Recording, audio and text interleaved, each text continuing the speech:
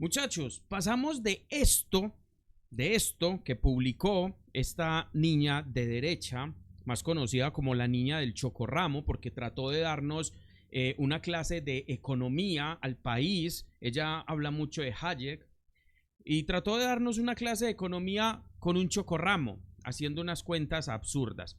Pasamos de esto, de la niña del chocorramo, a que una empresa en la ciudad de Medellín hiciera esto. Y ya íbamos a comentar sobre este tema. Esa es la lógica con la que están operando. Me perdonan, pero no es tan lógica. Entonces, hagamos una cosa. Ya les dije cuál es mi posición. Y es que esperemos. A ver, ¿sí? Si algo pasa, voy a ser el primero en decirles vámonos, porque yo también le voy a ir. Mi hija está en el jardín.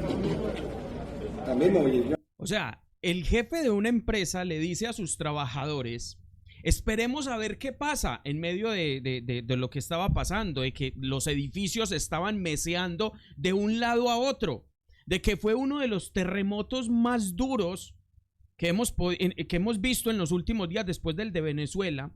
Y el jefe les dice: pues esperemos a ver qué pasa. Como, esperemos como qué, señor, que se les caiga el edificio encima, que ya no puedan reaccionar, que esperemos que yo también tengo mi hija en el jardín, esperemos.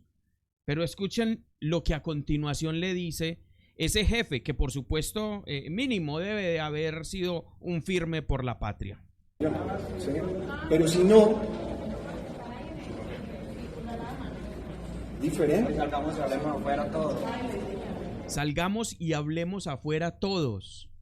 Hombre, más consciente un trabajador le dice: venga, vamos a solucionar esto, vámonos para afuera, al menos vámonos afuera y solucionemos a ver si nos vamos o nos quedamos, pero salgámonos de aquí. Y escuchen la respuesta del jefe. Entonces, yo no les voy a dar la orden de que se vayan, el que se quiere ir se va, pero pues si no pasa nada hoy, ustedes van a tener que responder por abandono de puesto el día de hoy. Bueno, entonces, si ustedes no se mueren, si el edificio no se cae, si no hay una réplica que pueda tumbar el edificio, pues entonces yo los voy a acusar a ustedes de abandono de puesto de trabajo. Pero si se les cae el edificio encima, pues no se preocupen, no pasa nada.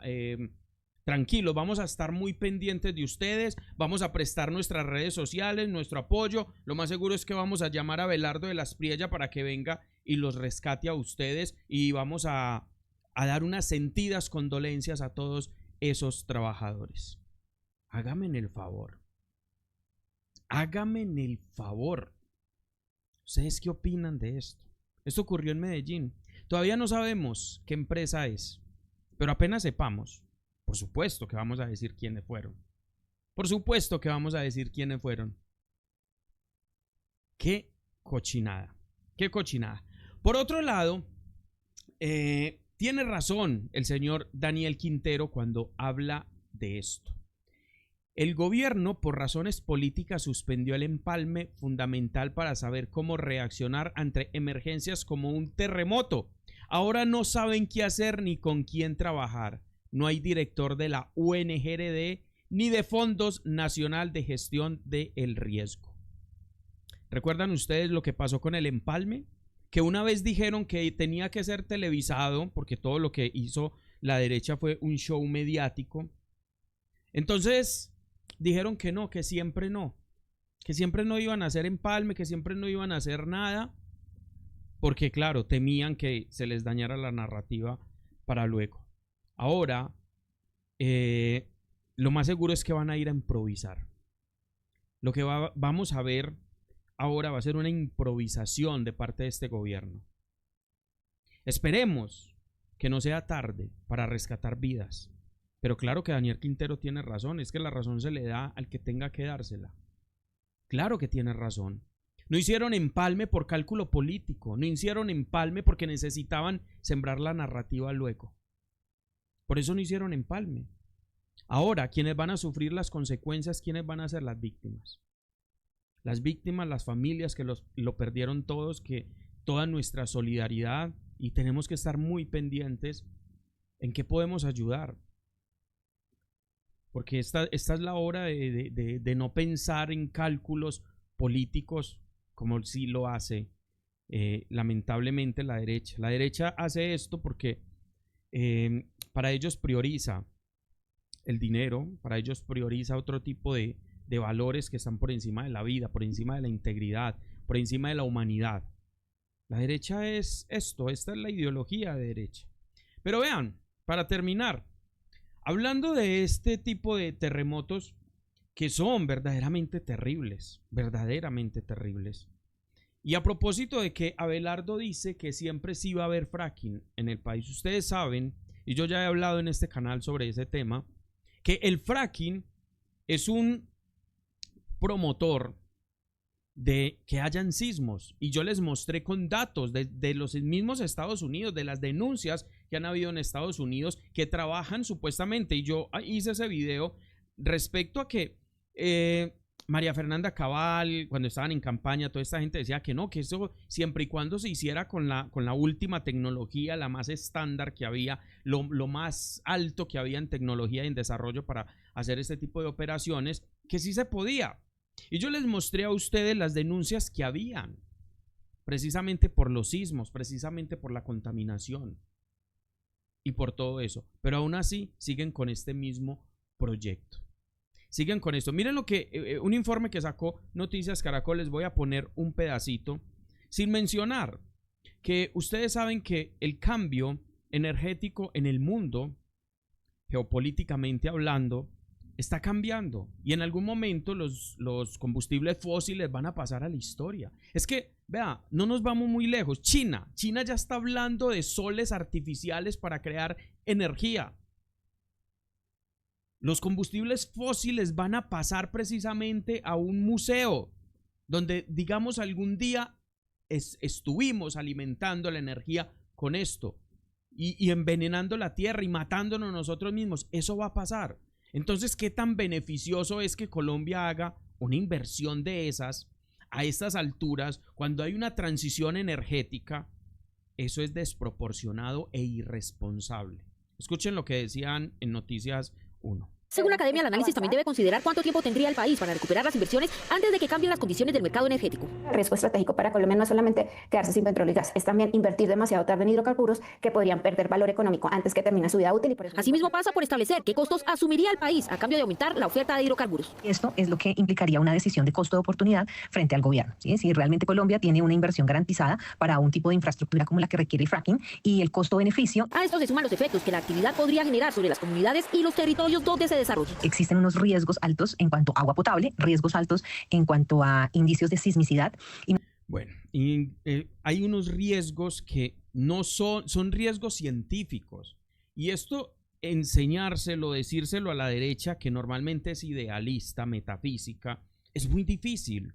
Tratar de hacerle entender que científicamente hay unos riesgos que pueden acabar con Colombia, precisamente porque Colombia, como dice esta mujer, escuchen lo que dice ella con respecto a Colombia. Y no podemos olvidar la falla geográfica que tiene Colombia. En Vaca Muerta, en Argentina, los residuos peligrosos aumentaron un 35,2% entre 2022 y 2023, hasta superar el millón de metros. No podemos desconocer la falla que tiene geográficamente Colombia. En Argentina, yo también les estuve hablando de esto, de cómo se contaminó, cómo se está contaminando Argentina.